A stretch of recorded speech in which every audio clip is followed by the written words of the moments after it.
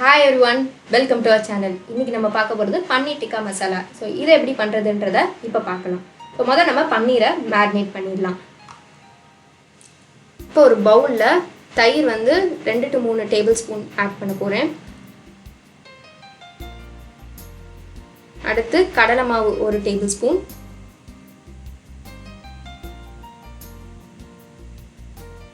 அடுத்து கரம் மசாலா அது ஒரு 1/4 ஸ்பூன். ஸோ இந்த ப்ரிப்பரேஷனில் பார்த்தீங்கன்னா ஃபஸ்ட்டு பன்னீரை மேரினேட் பண்ணி ஃப்ரை பண்ண போகிறோம். அடுத்து தனியாக கிரேவி ப்ரிப்பரேஷன் பண்ண போகிறோம்.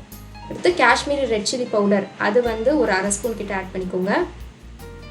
அப்புறம் மஞ்சத்தூள் ஒரு 1/4 ஸ்பூன். அப்புறம் கொரியாண்டர் பவுடர் அது ஒரு 1/4 ஸ்பூன். அப்புறம் சீரகத்தூள் அது ஒரு 1/4 ஸ்பூன். அப்புறம் 1 டேபிள் ஸ்பூன் கிட்ட ஆயில் ஆட் பண்ணிக்கலாம். அப்புறம் தேவையான அளவு உப்பு. ஸோ இது எல்லாத்தையும் நல்லா ஒரு தடவை நம்ம மிக்ஸ் பண்ணிவிட்டு பன்னீரை க்யூப்ஸாக கட் பண்ணிவிட்டு இப்போ இந்த மிக்சரோட ஆட் பண்ணிடுவோம். அடுத்து இதோட 2 வெஜிடபிள்ஸ் ஆட் பண்ண போகிறேன். ஒன்று ஆனியன், இன்னொன்று கேப்சிகம். ஆனியன் வந்து ஒரு பெரிய வெங்காயம் எடுத்திருக்கேன். அதே மாதிரி கேப்சிகம் ஒரு 1/2 கேப்சிகம். ரெண்டையும் நல்லா க்யூப்ஸாக கட் பண்ணி இதோட சேர்த்து ஆட் பண்ணி நல்லா மிக்ஸ் பண்ணி ஒரு 30 மினிட்ஸ் கிட்ட மேரினேட் பண்ண வச்சிடலாம். ஃப்ரிட்ஜுக்குள்ளே வச்சா இன்னும் கொஞ்சம் நல்லா பெட்டராக இருக்கும். ஸோ 30 மினிட்ஸ்க்கு அப்புறம் எடுத்த பிறகு திருப்பி ஒரு தடவை நல்லா மிக்ஸ் பண்ணிக்கோங்க. இப்போ அந்த பன்னீரை ஃப்ரை பண்ண போகிறோம். ஸோ ஒரு பேனில் ஆயில் ஆட் பண்ணி எண்ணெய் சூடான பிறகு இந்த பன்னீரை ஆட் பண்ணிடலாம். ஒன்ஸ் நல்லா கொஞ்சம் லைட் கோல்டன் ப்ரௌன் ஆனோடனே அதை எடுத்துக்கணும்.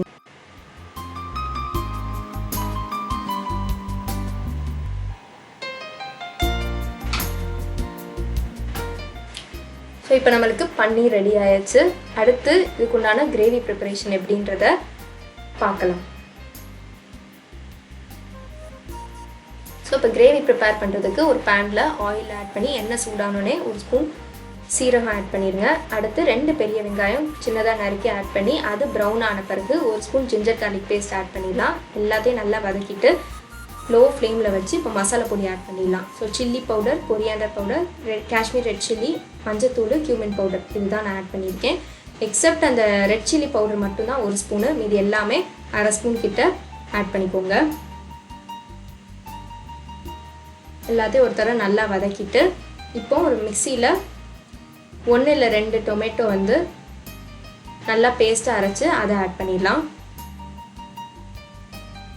ஸோ இப்போ நல்லா மிக்ஸ் பண்ணி க்ளோஸ் பண்ணி ஒரு 5 to 10 மினிட்ஸ் கிட்ட இருக்கட்டும். ஸோ இப்போ அடுத்து வந்து நம்ம தண்ணி ஆட் பண்ணிடுவோம். தண்ணி வந்து ஒரு 1/2 கப் கிட்ட ஆட் பண்ணியிருக்கேன். அடுத்து இதுக்கு தேவையான அளவு உப்பு. ஸோ உப்பு பார்த்து ஆட் பண்ணுங்கள், ஏன்னா நம்ம பன்னீர் மேரினேட் பண்ணுறதுக்கும் உப்பு ஆட் பண்ணியிருப்போம். அடுத்து திருப்பி இதை க்ளோஸ் பண்ணி பாயில் ஆற வர க்ளோஸ் ஆகட்டும். ஒன்ஸ் பாயில் ஆன பிறகு இப்போ நம்ம பன்னீரை ஆட் பண்ணிடலாம். அந்த வெஜிடபிள்ஸ் எல்லாத்தோடய சேர்த்து அப்படியே ஆட் பண்ணிடுங்க. திருப்பி க்ளோஸ் பண்ணி திருப்பி ஒரு 5 to 10 மினிட்ஸ் கிட்டே இருக்கட்டும்.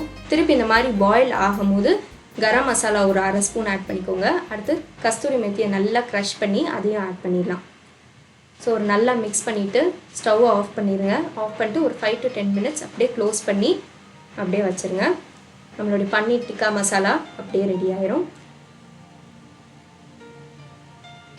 ஸோ இந்த வீடியோ உங்களுக்கு பிடிச்சிருந்தா வீடியோவுக்கு லைக் பண்ணுங்கள் அண்ட் மறக்காமல் நம்ம சேனலையும் சப்ஸ்கிரைப் பண்ணுங்கள்.